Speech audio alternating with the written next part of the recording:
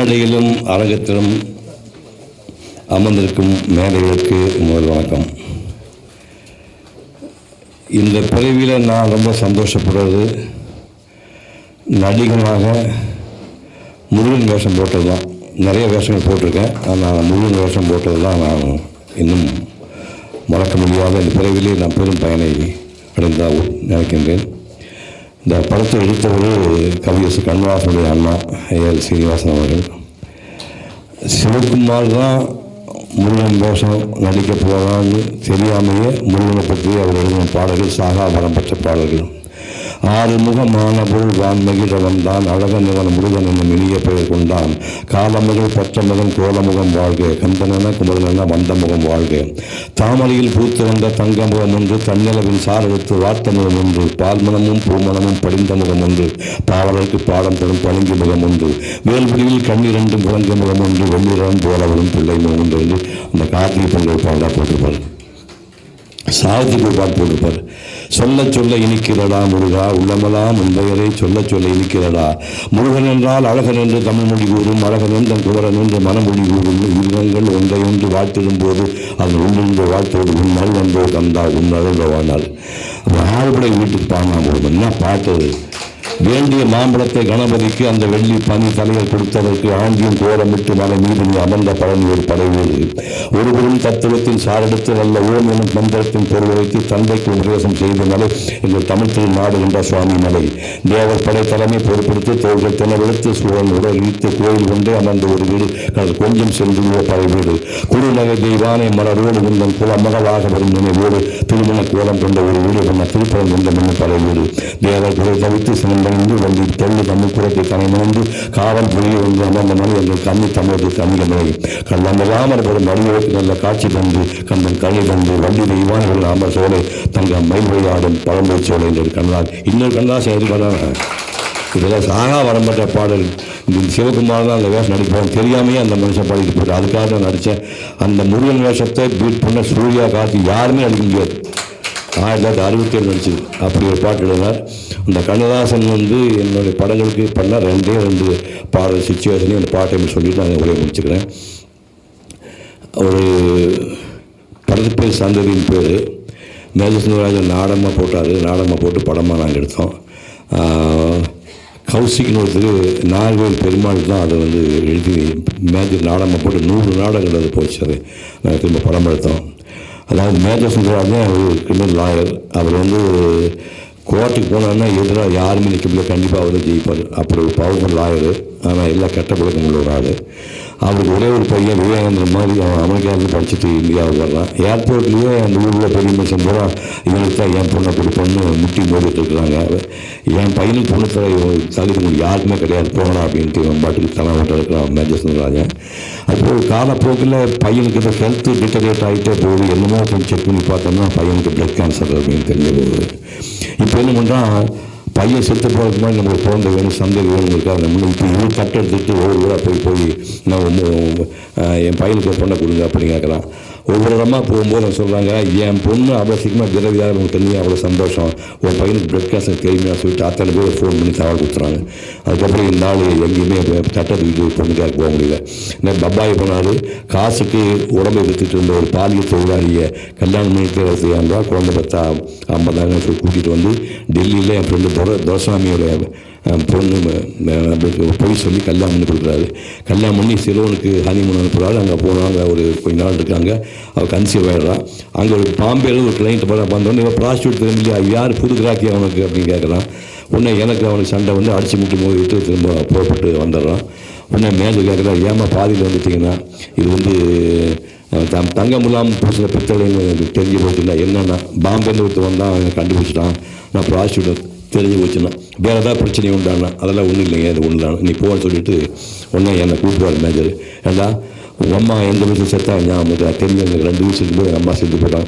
இத்தனை வருஷமும் உங்கள் அப்பா கல்யாணம் பண்ணானா உன் மேலே எவ்வளோ இன்ட்ரெஸ்ட் வச்சுருப்பேன். அப்பா துரோகம் பண்ணுங்க அவனுக்கு முட்டாப்பையில் ஒரு சீசர் மனைவி எப்படி சந்தேகம் அப்பாட்டு போடுவோம் அந்த மாதிரி ஒரு மனைவி போட ஃபீல் பண்ணுறப்ப சமாதானம் பண்ணுறாங்க. போய் சாரி சொல்லி சமாதானம் விட்டுருவான். கல்யாண டைமில் என்னான்னா லைஃப்பை என்ஜாய் பண்ணுவதற்காக என் கிளாஸ்மேட் நடிகர் ஸ்ரீகாந்த் என்ன எஃப்எல், அதாவது ஃபேமிலி பிளானுக்காக கருத்தடை பண்ணிக்கிறதுக்காக எஃப்எல் பொட்டலாம் கொடுத்துருப்பான். அந்த மேஜெல்லாம் வாங்கி பார்த்துட்டு இதை போட்டால் குழந்தை பிடிப்பட்டு தூக்கி அவருக்கு வீசிக்குவார். இப்போ அவன் வந்து ஒரு காலகட்டத்துக்கு அப்புறம் ஸ்ரீகாந்த் அமெரிக்காவில் இங்கே வரலாம். இங்கே வந்தோடனே எங்கள் அப்பாவும் ஒய்ஃப் சிபி அனுப்பா டாக்டர் வீட்டுக்கு போயிருப்பாங்க. எங்கடா அவன் சம்சாரம் அப்படிமா, அவன் வந்து டாக்டர் வீட்டுக்கு போவான். எனிதிங் ராங், அதெல்லாம் ஒன்றும் இல்லை, ஷீஸ் இந்த ஃபேமிலி வேணாம். உனக்கே குழந்தை, நீயே குழந்தை, உனக்கு குழந்தை பிறகு போட ரொம்ப சந்தோஷம்டா அப்படின்னு சிரிச்சுட்டு இருக்கும்போது சிபியா என்ட்ராவானா இவன் பாப்பா அவன் பாப்பா என்னம்மா கதை. அப்புறம் பார்த்தோன்னே ஜூம் போடுவாங்க. அவளுக்கு ஷாக்கு, இவனுக்கு ஷாக்கு, அவளுக்கு ஷாக்கு, இவனுக்கு ஷாக்கு சொல்லிவிட்டு அவள் உள்ளே போயிடுவா. போனோடனே டே இவ கேட்பாங்கிட்ட இவ யார் அப்படின்னா, என்னடா இப்படி தான் சொன்னேன், எங்கள் அப்பாவோட ஃப்ரெண்டு டெல்லியில் தோசாமி பண்ணுன்னா. ஒரு உண்மையை சொல்ல முடியல, சொல்லாமல் இருக்க முடியல. சொல்லாம விட்டு அவங்க பண்ண துரோகம் மாதிரி உண்மை சொன்ன ஒரு வருத்தமாக இருக்குது அப்படின்னா பரவாயில்ல சொல்லுன்னா. உங்கள் அப்பா பெரும் பொழுது பிடிக்கிட்டாரு, டெல்லியும் கிடையாது, தோசாமி கிடையாது, அவன் பாம்பே ப்ராஸ்டியூட் அப்படின்னா அதிர்ந்து போயிடுவான். என்னடா சொல்கிறேன்னா, நான் வீட்டுக்கு போயிருந்தேன், அமெரிக்கா போகும்போது அங்கே போயிருந்தேன். போயிட்டு ஏஜென்ட்கிட்ட பணத்தை கட்டிட்டேன். பணத்தை கட்டிட்டு உள்ளே போய் அங்கே போய் கேர்ஃபுல்லாக பண்ணிப்பாங்க. அந்த ப்ராஸ்டியூட் போனான்னு கதையில் பண்ணிப்பாங்க. சாமர்த்தியம் போனேன். போயிட்டு வாட்சி ரூமை கூட்டி போகும்போது திடீர்னு ஃபோன் பண்ணுவோம். சிபி அம்மா ஃபோன் பண்ணுவான், உடம்பு சரியில்லை, உடனே புறப்பட்டு வாங்க. இல்லைங்க எங்கள் அம்மாவுக்கு உடம்பு சரியில்லை, நான் புறப்பட்டு போனேன். நான் இப்போ ஏஜென்ட் காசு கட்டியாச்சு, மரியாதை வா அப்படிமா. இல்லைங்க தயவு செஞ்சு தப்பாக வச்சுக்கேன், இந்த சூழ்நிலாம் வர முடியாதுண்ணா. ஒன்று பணத்தை கூட எண்ணி வா அப்படின்னு மட்டும்போது வேறு வழி இல்லாமல் ஸ்ரீபிரியா இந்த மோதிரத்தை கழிச்சு கொடுத்துருப்பான். இப்போ அந்த மோதிரம் வந்து ஸ்ரீகாந்த் கையில் இருக்கும். அந்த மோதிரத்தை காட்டி, இந்த மோதிரத்தை அவங்ககிட்ட காட்டு, உனக்கு உண்மை தெரியுமா. இப்போ தெரிஞ்சு போச்சு அப்பா போயிட்டான்னு கதறிடுவான். நான் துரோகியா, கையால் உடம்பு போடமானவனா, தப்பு தண்டா பண்ணவனா, பொம்பளை பிடிக்கியா, எனக்கு ஏப்பா கெட்டு போனவங்க தலையில் போட்டீங்க நோ காத்துனா வாயில் பிளட் வந்துடும். இப்போ தூக்கி ஹாஸ்பிட்டலில் போட்டு போங்க, எப்போ எங்கள் அப்பா பார்க்க வருவார், யார் வராதிங்க. அந்த பொண்ணு மட்டும் எனக்கு என்னப்பா குறை, எனக்கு போய் கெட்டு போன தலையில் போட்டேன்னு சொன்னீங்க, யாருமே சொல்லலை, நான் சொல்கிறேன் உங்களுக்கு பிளட் கேன்சர். உங்கள் அப்பா ஊரோட போய் இப்போ பொண்ணு கேட்டு பார்த்தாரு, யாரும் பொண்ணு தரல. கடைசியில் காசுக்கு தோலை வச்சுட்டு எங்கிட்ட வந்து கல்யாணம் பண்ணிட்டு 65,000 ரூபாய், குழந்தை பற்றி 50,000 கொண்டு பார்த்தாரு. பணத்தை வாங்கிட்டு உங்கள் மனைவியாக நடிக்கத்தான் வந்தாங்க. ஆனால் சாகிற வரைக்கும் உங்கள் மனைவியாக தான் இருப்பேன், போயிட்டு வரேன்பா, போகாத இரு, இந்த எத்தனை நாட்டு பண்ண தெரியாது, என் கூட நீ இருப்பா. இது கதை. படத்தில் வந்து சந்ததி பற்றி கதைங்க. பையனுக்கு புற்றுநோய் வரணும், சந்ததிங்கிற வரணும், ரெண்டையும் சேர்த்து சொல்லுங்க. சண்டாளம் என்னம்மா எழுதியிருப்பான். என்னிடத்தில் அன்புற்று நோய் கொடுத்தான் இறைவன், சந்ததியில் புற்று நோய் கொண்டான் தந்தை, அப்போது புரியவில்லை ஆண்டவனின் வடிவம், இப்போது வருகிறது இறைவன் அவன் கடிதம்.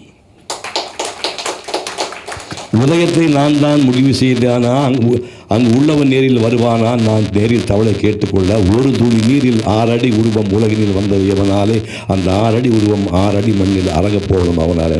அதெல்லாம் ஓகே பிரமாதப்பா. இந்த மொத்த கதை சிவகுமார் சொன்னாலும் 5 நிமிஷம் அந்த கதை மொத்தத்தையும் 4 சொல்லியானு எழுது.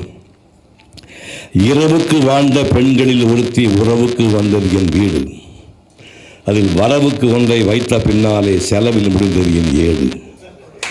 வேலியில் ஒருவன் எமனுக்கு வேலியில் ஒருவன் தாதியில் ஒருத்தி, யார் கடன் முதலில் நான் கொடுப்பேன், என் வேஷத்தில் ஒருவன் பாசத்தில் பிறப்பான், வானத்திலிருந்து நான் பார்ப்பேன். உங்கள் குழந்தைகளுக்கு போய் உயிரோட மாட்டேன். என்ன பாட்டு இந்த பாட்டு!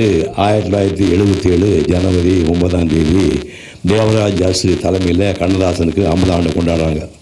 ரஜினிகாந்த் அப்போ ஜூனியர் ஆட்சி மாதிரி அவர் ஒரு 5-6 ரூபா சம்பளம் வராது. எனக்கு தெரிஞ்சு நான் தான் ஹீரோ, 25 ரூபா சம்பளம். கவி குயில் படம், கவி ஷூட்டிங் நடக்கும்போது அவர் செகண்ட் ஹீரோ பண்ணுறாரு, பட்டாபட்டுக்கு அண்ணா அடிக்கிறாரு. இதில் வந்து எனக்கு 25 ரூபா சம்பளம், அவருக்கு 5-6 ரூபா சம்பளம். அவங்க சிக்மகளூர்லேருந்து பெங்களூர் வரைக்கும் நான் பேசிட்டே ரஜினி இப்படியே வந்தார். குறுக்கு பேச முடியாது மேட்டர்னு சொல்லி இப்போ பாயத்தை தான் மூட மாட்டேங்கிறேன், நான் பேசிட்டே இருக்கான் அவன் அப்படின்னு. நேராக பெங்களூர் இறங்கணும். இப்போ யார் வந்தாங்கன்னா கண்ணதாசனா பெருமாள் சொல்ல வழியா தமிழ்நாட்டுக்கு எல்லா நடிகரும் வந்திருப்பானுச்சு, எவனுமே வரல. உடனே பஞ்சு கவர்மெண்ட் டே பஞ்சு ஒருத்தர் ₹1 இல்லைடா, மனோரமாவுக்கு கமலஹாசன் வந்திருக்கானுங்க, நம்ம ஷூட்டிங்களுக்கு எல்லாத்தையும் கூப்பிட்டு போனேன். செந்தாமரை ரஜினி நான் பட்டா 4 பேருக்கு ஒரு கார் தூக்கி போட்டு நாங்கள் வந்திருக்கோம். வந்தப்போ நான் இந்த வேலையே சொன்னேன். கண்ணதாசனை வந்து இங்கே இருக்கிற எல்லாருமே என்னை விட அதிகமாக கண்ணதாசன் தெரியும். பட் அவர் நிழலில் அவர் ஷேடோவில் அது மடியில் வளர்ந்தவனா அந்த ஒரு சந்தோஷம் எனக்கு இந்த பாட்டு சொன்னேன். இந்த பாட்டு பண்ணால் ஒரு 5000 பேர் க்ரௌடு பார்த்து ரஜினியா சொல்கிறார், ஏன்னா எங்கள் ஊர் சார் பெங்களூர், எங்கள் ஊரில் வந்து நீங்கள் இப்படி பேர் வாங்குறீங்களா சார், நான் என்னங்க இதே ஆள் போகிறேன் சார் அப்படி ஃபீல் பண்ணாரு. இதே மாதிரி இன்னொரு சுச்சுவேஷன் உங்களுக்கு சடையப்பவர்கள்னா சின்ன தேவை தானே, சின்ன பிறந்தாள் இல்லையா, காஞ்சி பெரியவர் கூட்டி போய் இப்போ மீட் பண்ணுறதுக்கு ஏற்பாடு பண்ணாங்க. இப்போ காசு சொன்னா இல்லையா, அது உண்மை தான். அது ஏதாவது பிரச்சனை வந்து கையில் காசு வேணால் தேவருக்கு போய் அண்ணா கொஞ்சம் பணம் கொடுங்க போய் வாங்கிட்டு வந்துடுவார். அப்புறமா பாட்டு எடுக்கிற மாதிரி பணப்பிரச்சனை இருந்தால் போய் கையில் அட்வான்ஸாக காசு வாங்கிட்டு அந்த மாதிரி ஆடு. காலேஜ் ப்ரொஃபஸர், எங்கள் காலேஜ் ப்ரொஃபஸரு லவ் பண்ணி கல்யாணம் பண்ணுவேன். அந்த லவ் பண்ண பொண்ணு அதிகமாக என்ன லவ் பண்ணுற பொண்ணு, அதிகம் கற்பனையாக பண்ண முடியாது லவ் பண்ணுவான். அவளே எனக்கு தலைக்கு எண்ணெய் ஊற்றி அவளே சீக்கிரம் தோல் போட்டு குளிப்பாட்டி விடுவான், தலை தோட்டி விடுவான், சோறு ஊட்டி விடுவான், காலேஜ் போகிறதுக்கு பை சொல்லி அனுப்புவான். அதே மாதிரி ஊட்டி கொடைக்கானல் போனால் படல் போட்டில் தனியாக அவடைய தேவை போட சொல்லுவான். ஒரு மட்டை குதிரையில் உட்கார வச்சுட்டு நான் நடந்து கூட்டிகிட்டு போகணும். தொட்டப்பட்டா மலை மேலே போய் 5:30 மணிக்குள்ள தோல் கை போட்டு நடந்து போகணும். அப்படி பொசசிவாக இருக்கிற ஒரு பொண்ணு புருஷனுக்கு இங்கேருந்து ஃபோன் பண்ணால் காலேஜில் உடனே ஃபோன் அட்டன் பண்ணணும். பிரின்சிபால்கிட்ட பேசி லேட்டானால் என்ன பண்ணிட்டு இருந்தேன், ஏன் ஃபோன் எடுக்கிறப்பா. சாயங்காலம் 5:30 மணி 6 மணி ஆனால் உடனே காலேஜ் பண்ணி வீட்டுக்கு வந்துடணும். ஏன் லேட்னா எனக்கு காலேஜ் ஆனிவர்சரி அதெல்லாம் எனக்கு தெரியாது, நீ ஏன் உடனே போட்டு இப்படி அளவுக்கு மேலே பொசசிவாக இருந்து ஒரு வழி ஆக்கி கடைசியில் ஒரு காலேஜ் ப்ரொஃபஸர் சந்தேகப்பட்டாங்க, சூசைட் வேண்டுவான். ஒரு காலேஜ் ப்ரொஃபஸர் சூசைட் வேண்டுவான். இது கதை சொர்க்கம் அவனுக்கு பூபதிக்கு தெரியும். இந்த கதை தாசன் நான் எடுத்தப்பட தமிழ் படமாக போச்சு. இப்போ சந்தேகப்பட்டு குடும்பத்துக்கு எடுத்துட்டான். சந்தேகம் குடும்பத்தை அழிக்கிறது, இதை பேஸ் பண்ணி எழுதியாகணும். கண்ணா போய் உட்காந்துக்கிறாரு. என்ன சார், தண்ணீரை நெருப்பு என்று சந்தேகம் கொண்டவர்கள் கண்ணீரை காணாமல் ஓய்ந்ததும் இல்லை, அவர்கள் கண்மூடி தலையணையில் சாய்ந்ததும் இல்லை. சந்தேக கோடு இது சந்தோஷ கேடு, இதை மறந்தவர் வீடு துன்பம் மறந்திடும் காடு. யார் சொன்னது? சிங்க குட்டிடம் அழுகிறான். வாழ்க்கையிலே ஒன்றுபட்டால் வழி நெடுக கூட வந்தால், வார்த்தையிலே கொண்டு விட்டால் என்னையே, தன் வாயாலே கெடுத்து கொண்டால் தன்னையேனா. கடைசி ஒரே பராக இந்த மொத்த கதை சொல்லுவாங்க. உண்மையிலே வாழ்ந்தவனை ஒரு மனதாய் நின்றவனை ஊர் சிரிக்க வைத்ததடி சந்தேகம், இனி உனக்கு கூட சொந்தமில்லை என் தேகம்டா சார். இதுக்கு மேலே பொறுமை உட்காந்துக்க மாட்டாங்க. எவ்வளோ பொறுமையாக எல்லாருக்கும் நன்றி, வணக்கம்.